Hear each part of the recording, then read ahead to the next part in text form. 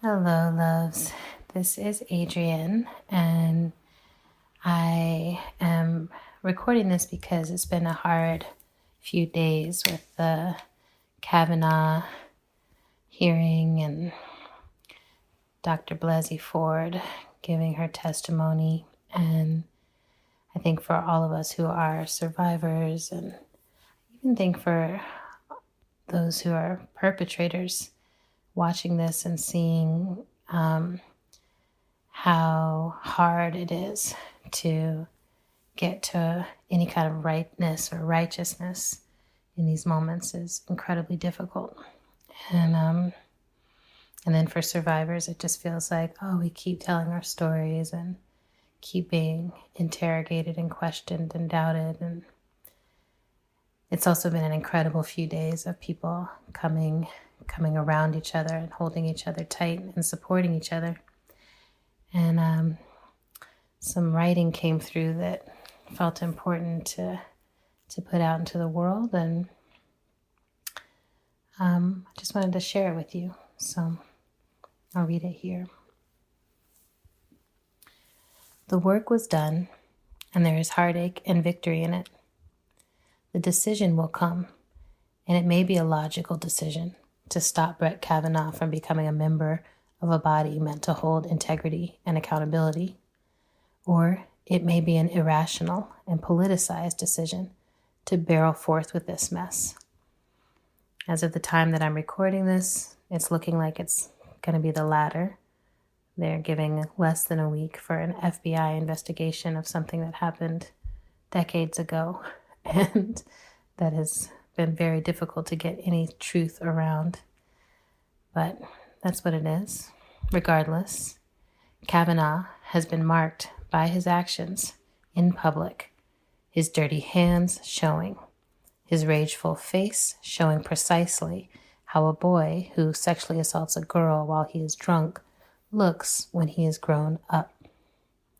His true self showed today, and every survivor who saw his face, who heard Christine Blasey Ford say she was once scared he might kill her, recognized him as a perpetrator. And Dr. Ford stood in her dignity.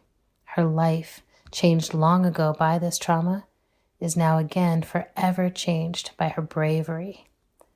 Her dignity helped her stand there in her terror and revisit her trauma. She even explained to the world how trauma works in the brain, because like all of us, she is not only a survivor, but a whole human being, and in this case, a scientist. How are you so sure that it was he? The same way that I'm sure that I'm talking to you right now. It's just basic memory functions, and also just the level of norepinephrine and epinephrine in the brain that sort of, as you know, encodes, that neurotransmitter encodes memories into the hippocampus, and so the trauma-related experience then is kind of locked there, whereas other details kind of drift. So what you are telling us is this could not be a case of mistaken identity? Absolutely not. Amilcar Cabral taught us to claim no easy victories. I deeply believe that, and I am curious about how we understand what a victory is in this political climate. I was teaching all day yesterday. I read the testimony while laying in bed after reading about Bill Cosby finally being held accountable in the only way possible in his lifetime. And I want to say a word on this, that I'm an abolitionist, and I really don't believe that prison is going to resolve our trauma or stop the cycle of harm. And I think for someone of his age and someone at his level of denial, this is the reckoning that's available. So I wanted to share regarding this hearing that I believe it is a victory, that the attention of the nation was on the hearing, and that this brilliant woman stood in her dignity and told the truth. Now everyone has to face it. Those who are doing everything possible to regress humanity back into caves, still have a say in the decision of this moment. And I want to say here, a friend on Twitter pointed out that could be viewed as a elitist and anti-indigenous point of view. I was thinking of the caves in the way that Plato talked about them as humans being in caves, watching shadows on the wall and thinking that that's the real world, and somehow that these men think that they can cast shadows on the wall and that we will stop believing in our own harm and stop believing in our own histories. But I want to make sure that's clear there. So those who listened to the testimony may not be transformed by Dr. Ford's dignity or by Kavanaugh's pathetic guilt, but the landscape of this long war against patriarchy and rape culture is changed by her advance by this battle. The Me Too movement is opening up the closets of this country.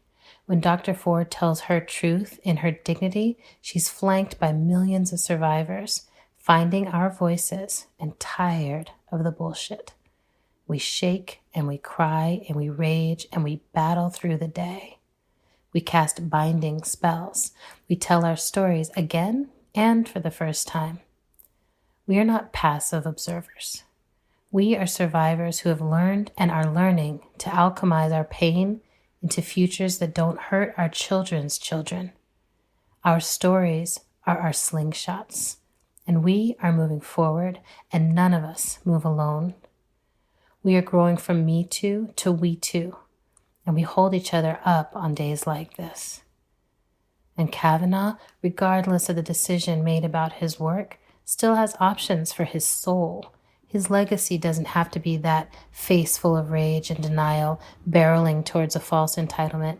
He can turn and face his actions, his history. He can atone and be accountable. It is important that all perpetrators know that is a possibility. But for me, I want to recognize the victory of Dr. Ford, the dignity of that survivor telling her story and shifting the lens through which we see this man and any governing body that would accept him without taking accountability for these illegal and immoral actions. I hope she is being celebrated properly by those closest to her. I hope there is victory in her heart.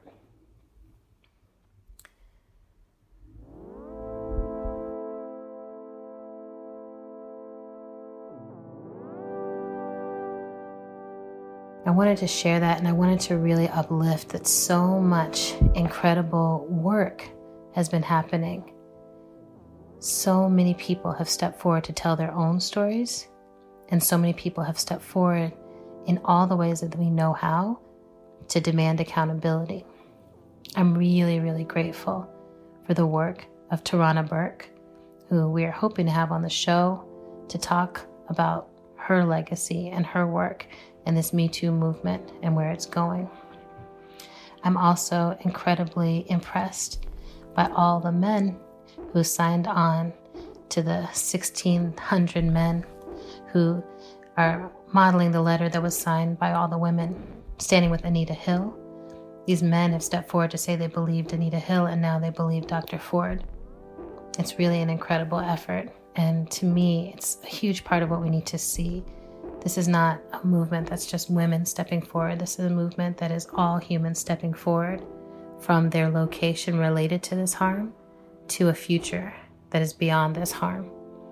I'm grateful for all of us doing the work. I'm grateful for the emotional labor it takes to move through moments like this. And I'm grateful for all of you listeners. Hopefully there's something in here that's useful to you. Hopefully you're holding each other tight through all of this. Again, we've said it before, but I believe this is an apocalypse too. An end of a certain way of being in the world and the beginning of something new. So much love. Take care of yourselves. Take baths. Take your vitamins. Drink a lot of water. Replenish those places where the tears are coming from. Tell your story, or choose to let your story sit with you. Turn to your body workers and your healers and make sure you're getting the support you need. You don't have to be quiet anymore. Love y'all.